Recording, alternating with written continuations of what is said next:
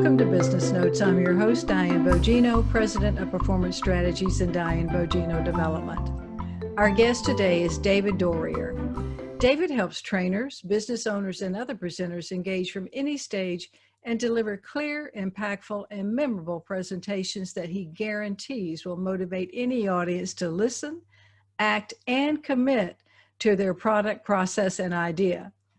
Present Your Way to Success provides individual coaching and team training to business owners, CEOs, and organizations that are looking to increase the engagement between the presenter, the audience, and the material. David is a certified virtual facilitator and presenter, trainer expert, seasoned instructional designer, retired USAF Logistics NCO, and professional Santa Claus. David, welcome to the show. Thank you. This is I've been looking forward to this all week. As have I. And first of all, let me thank you for your service to our country and the Air Force. Thank you.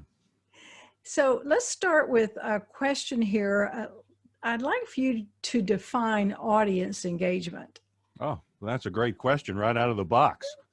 So this is always my first question with my clients, is to first define, to make sure that their definition of audience engagement is the same as my definition of audience engagement.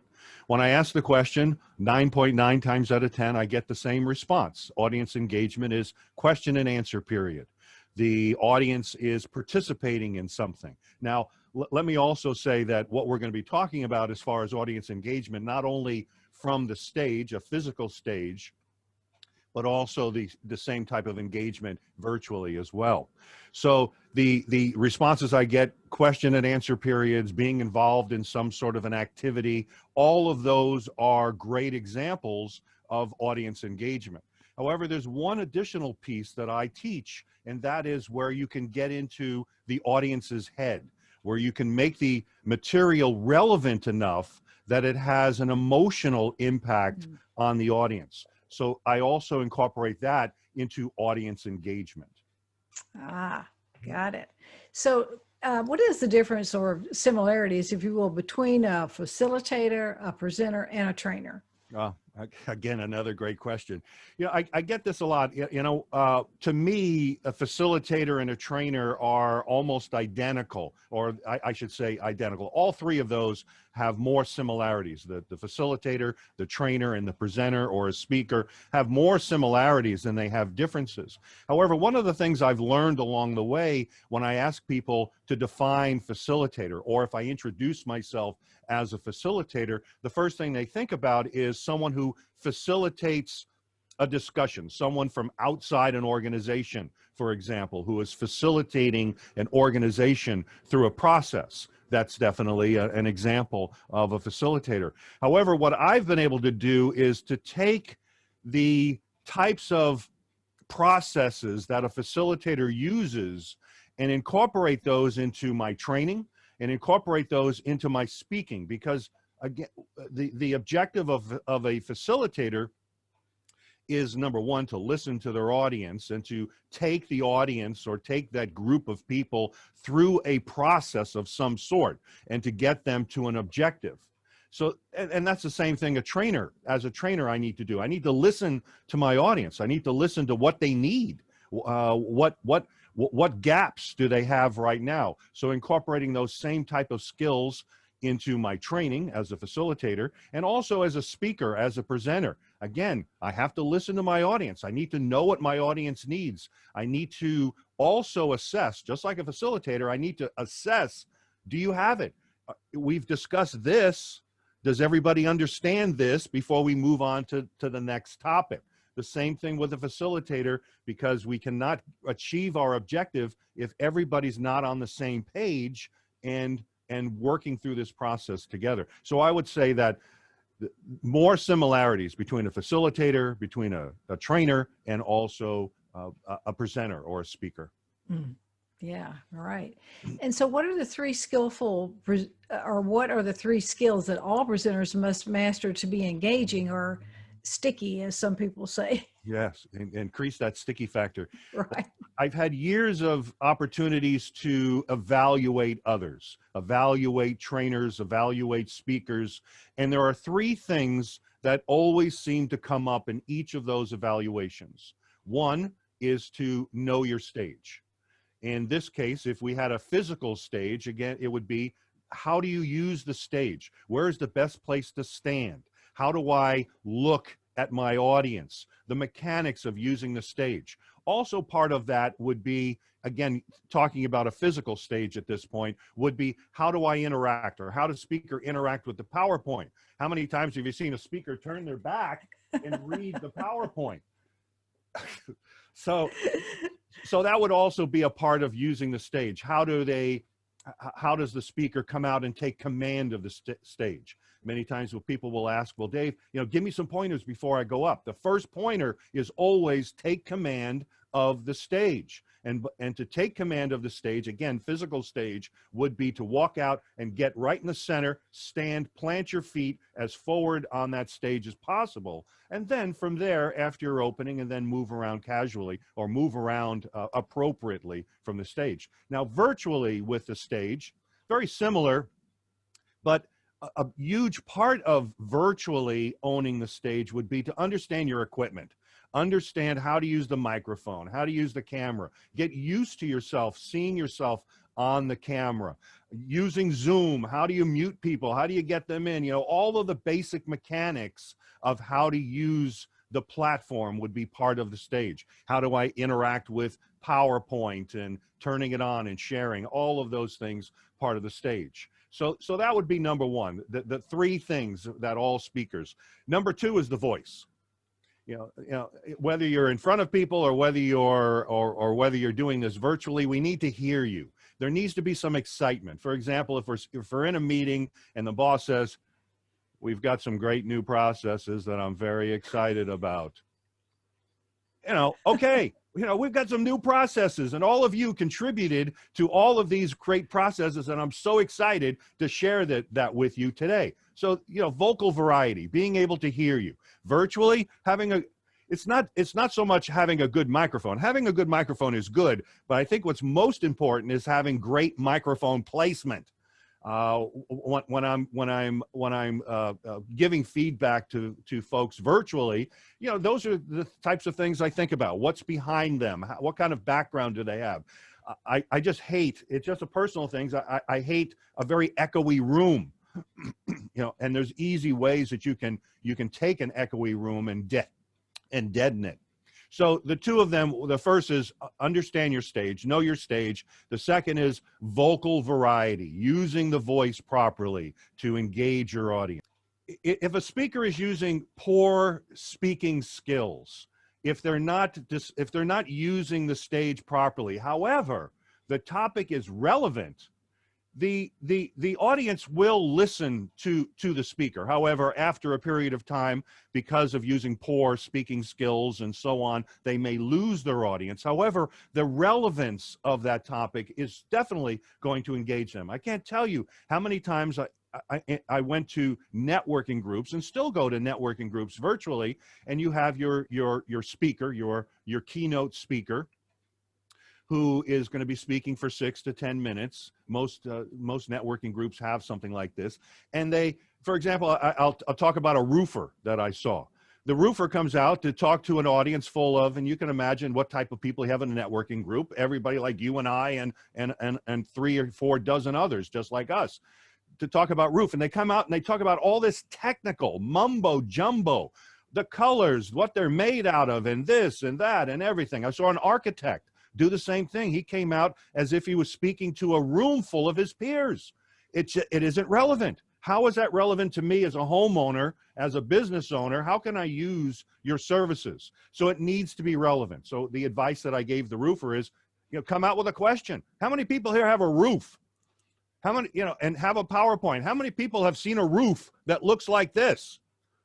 Does your roof look like this? Well, if it does, you need to call me because you may have some problems. Right there, that's relevant to your audience versus all that mumbo jumbo. So the three things is know your stage, understand the three things that can make or break a speaker, a presenter, a trainer. Know your stage, vocal variety, and also the relevance. So these would be foundational. There's many other pieces that you have to build on top of that, but this is at the core of it.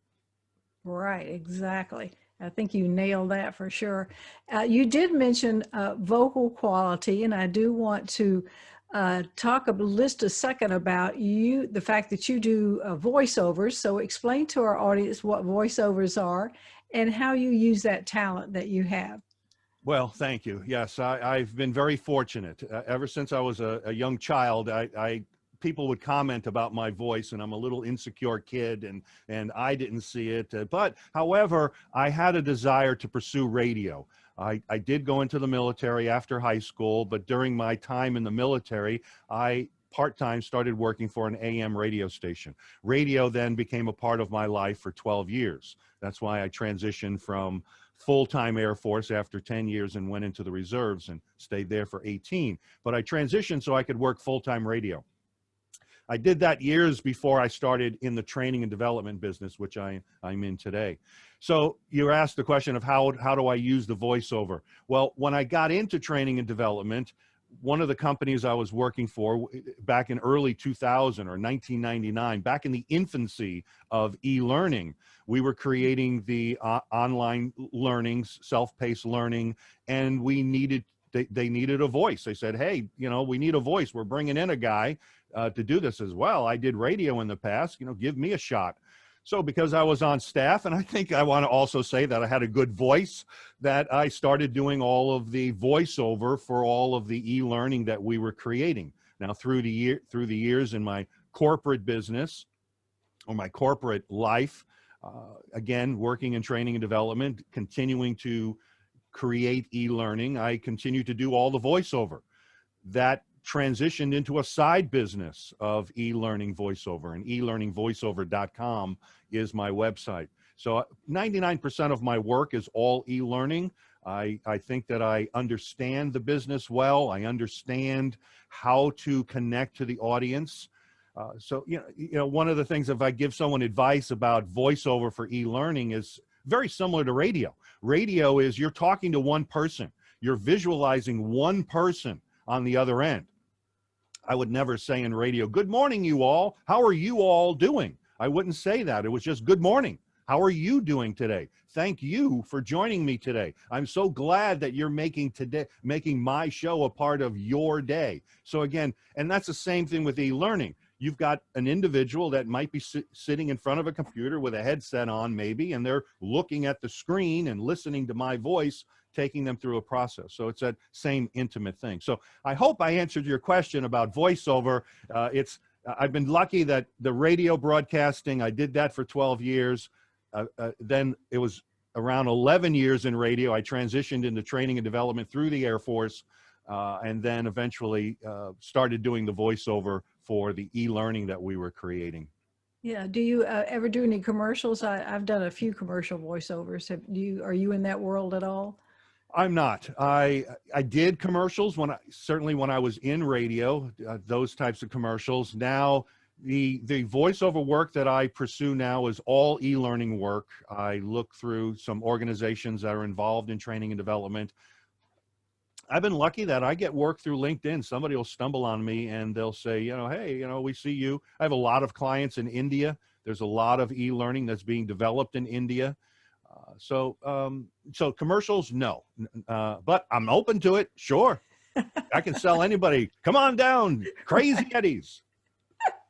I'll have my people call your people, right? Mm-hmm. Well, that displays a myth about you can't make money on LinkedIn. So good for you.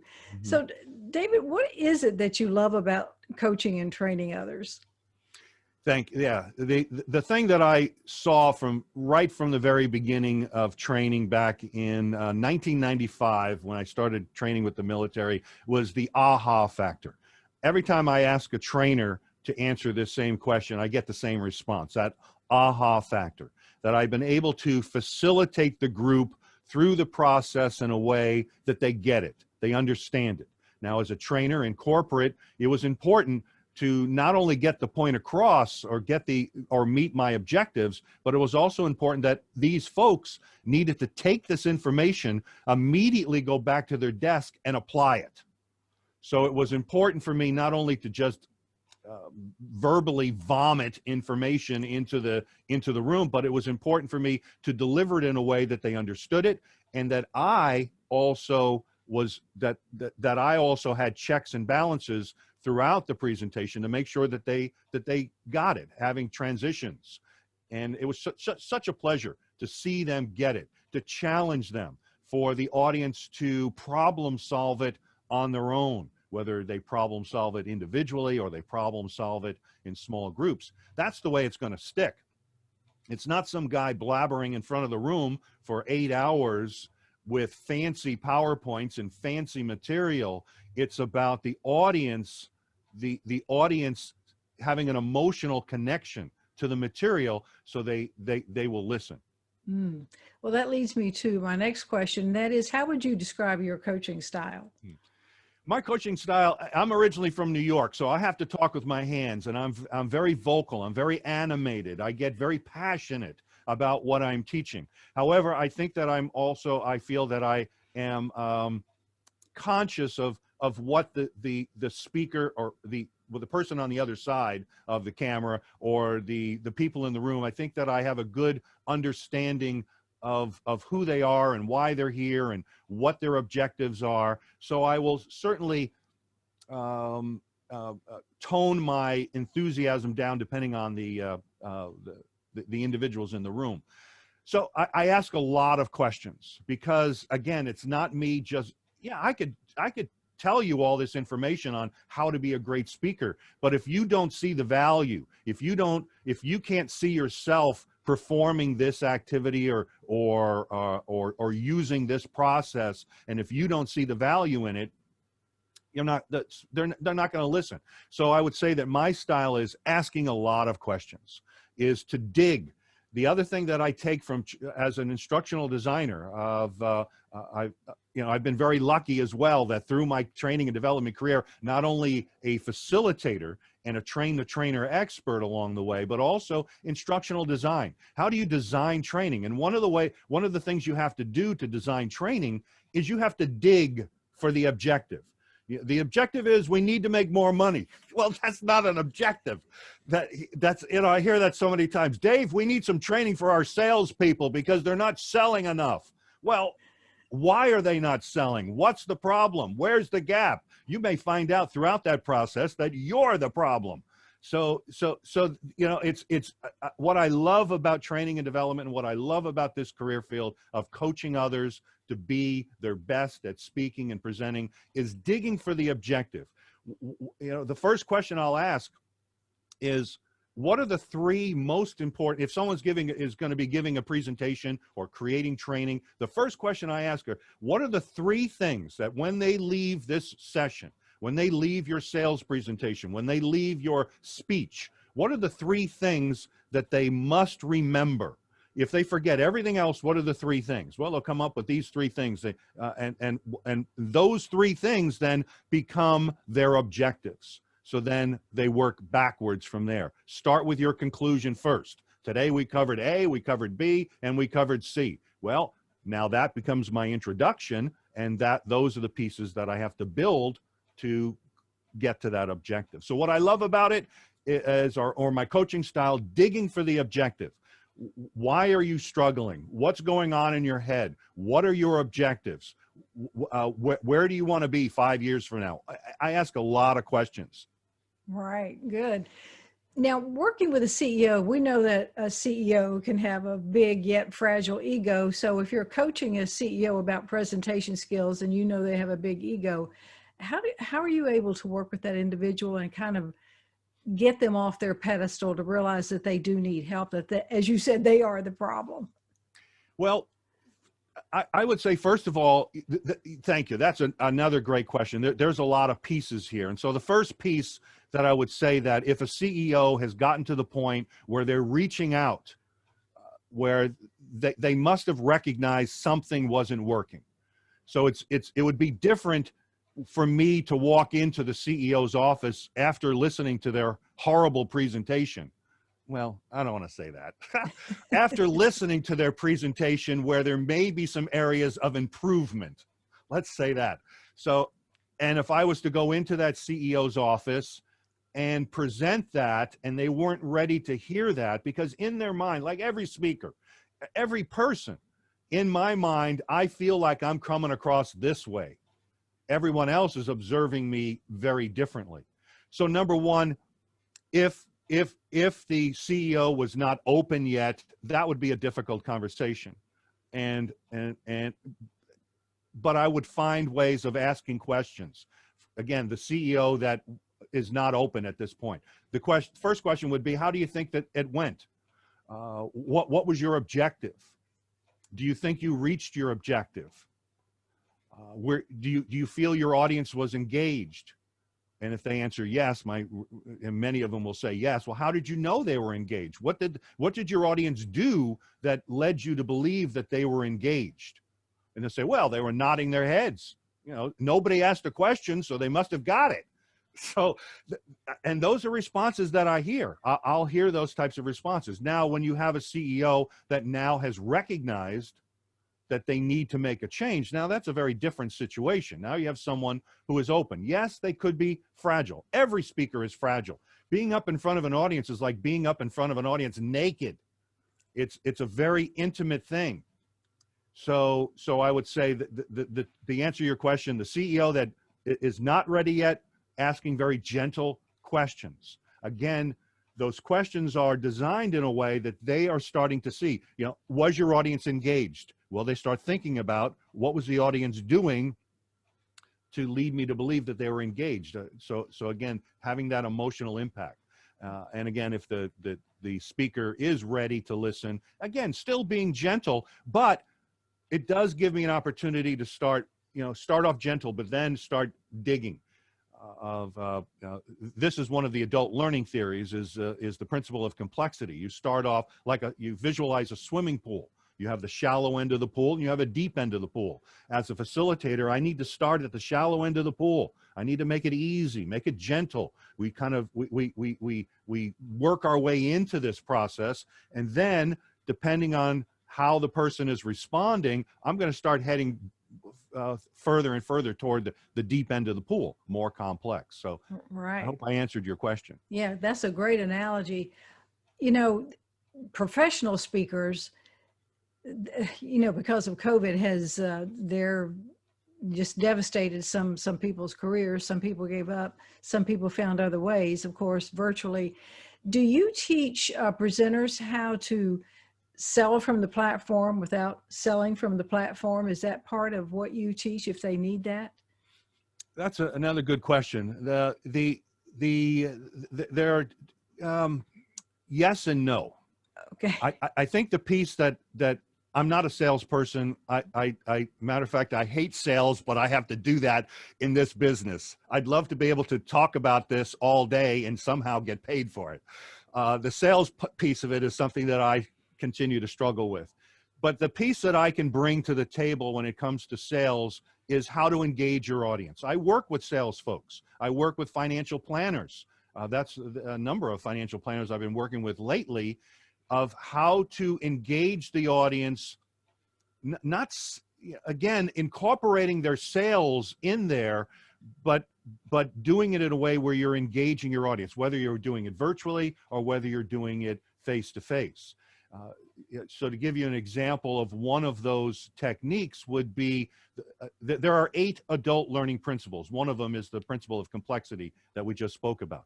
The other is the principle of firsts and lasts, primacy and recency, is creating that engaging opening, that impactful closure. As humans, we remember our most impactful recent thing that happened, maybe the last great bottle of wine that you had, or the last great movie that you watched. And we remember very impactful firsts in our life.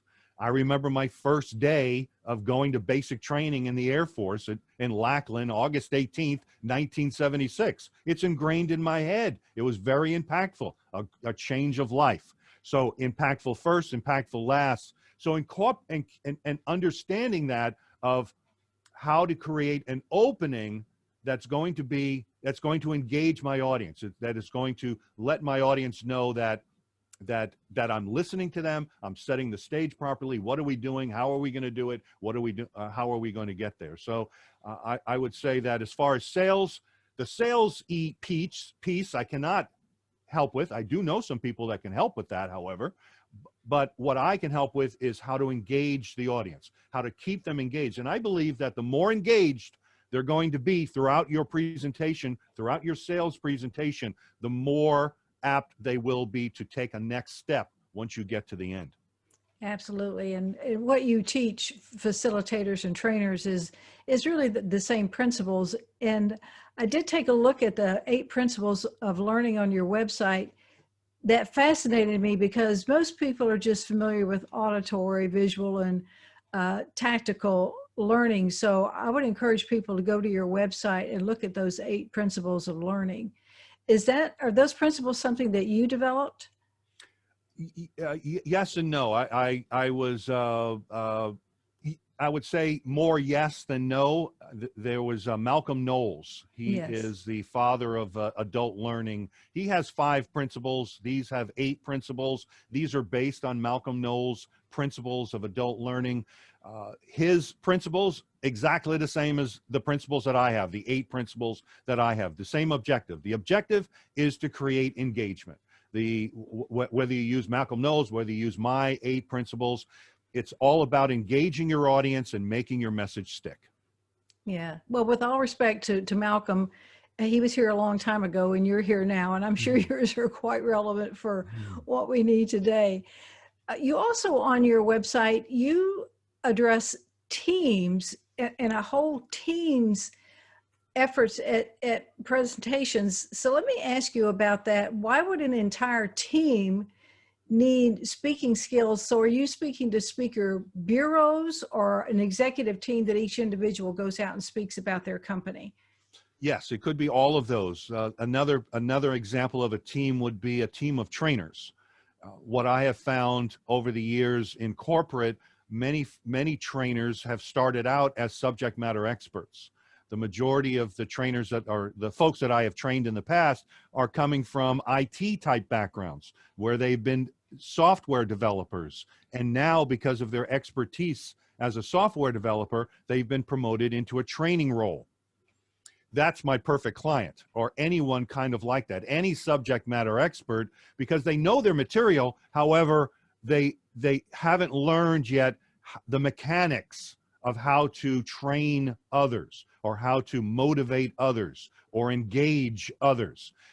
I'm guilty of this as just like all other subject matter experts. Well, we have an enormous amount of knowledge about our subject.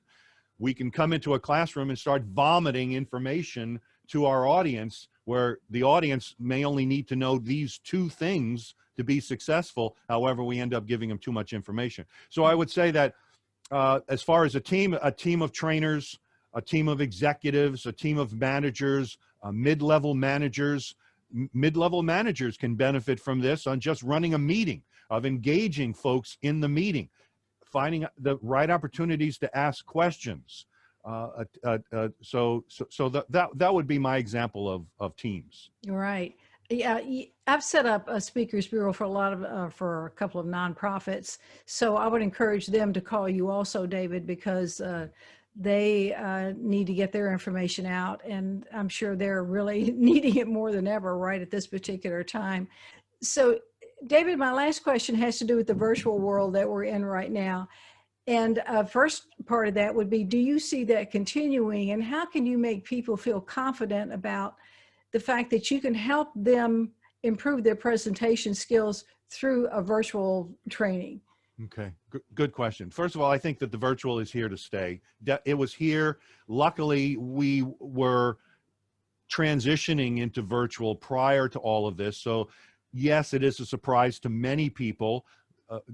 new. However, myself in training and development, we were using this medium for quite some time, and I think it's going to happen going forward. I was resistant to, for example, Toastmasters. I've been a member of Toastmasters for years. One of the Toastmasters groups I was involved with about 2 years ago, we were starting to implement virtual, so we could have people at different sites be a part of our group. And I felt, I don't want to get involved in this. It just doesn't seem personal. Now I'm joining Toastmasters groups all over the world. I love doing that, just popping in, getting involved. And I was India, parts of Europe, all over the United States. So I think virtual, to answer your question, long story short, yes, I think virtual is here to stay. I think even organizations that were resistant to it in the past, that said, oh no, everybody's got to come in 7 days, 5 days a week, and you got to stay here, that were forced to move everybody into virtual, are probably seeing benefits that they didn't even see in the past, and they will remain virtual or part virtual going forward. As far as how people can gauge their success, was that the second part, about how to gauge their success? How can you make them feel confident that they can learn to present virtually from you as a trainer or a coach? Mm-hmm. Well, first thing I would want to do with the coaching client would understand is, going forward, will your speaking only be on a platform at some point going forward? Will you only be delivering virtually going forward, or will there be a combination of both of those? So that'll help me to understand how best to start the conversation. And now, let's say someone who wants to speak 100% from the platform, but now we only have the virtual, then I would find ways where we could focus on the virtual, visualize the virtual. That's a big part of my coaching, is to have them visualize themselves using this adult learning principle, visualize how to apply that. So I would say that what I'd be looking at more is designing how to apply those principles into the next time you speak. Yes, I do teach the foundational skills, the ABCs of speaking, how to work through nervousness. That's an important part of it. That's an important piece of speaking, is working through the nervousness. Let me give you a key thing on that. If you're not nervous, something's wrong with you. Everybody's nervous. I was nervous today getting started with this. I was a stage actor for years. I was nervous every single time I went out to get on stage. Tony Randall, the famous Broadway actor, says, he's the one who I'm quoting, if you're not nervous, something is wrong with you. But he said there were times before he went out on stage, he physically got sick. He threw up being that nervous. But it's how you work through that nervousness. So I teach that as well. So I would say that my focus more would be on how to apply the engagement principles, how to massage your speech, how to massage the training so we can have an impactful opening. We can put in transitions and things like that. So I hope I answered your question. Yeah, even if they are going to be working on a stage and you're doing it virtually, they could set up a camera so that you can see them and say, hey, you need to move more stage left, or go use the back of the stage, or whatever. So that can be done as well, and as much as we use technology today. So I think that's an excellent way to do things. David, you have been a wealth of information today. I really appreciate you being on the show. Thank you. Thank you for watching Business Notes. We've been speaking with David Doerrier, certified virtual facilitator, presenter, train the trainer expert, seasoned instructional designer, retired USAF Logistics NCO, and professional Santa Claus. I'm your host, Diane Bogino, bringing you business ideas you can bank on.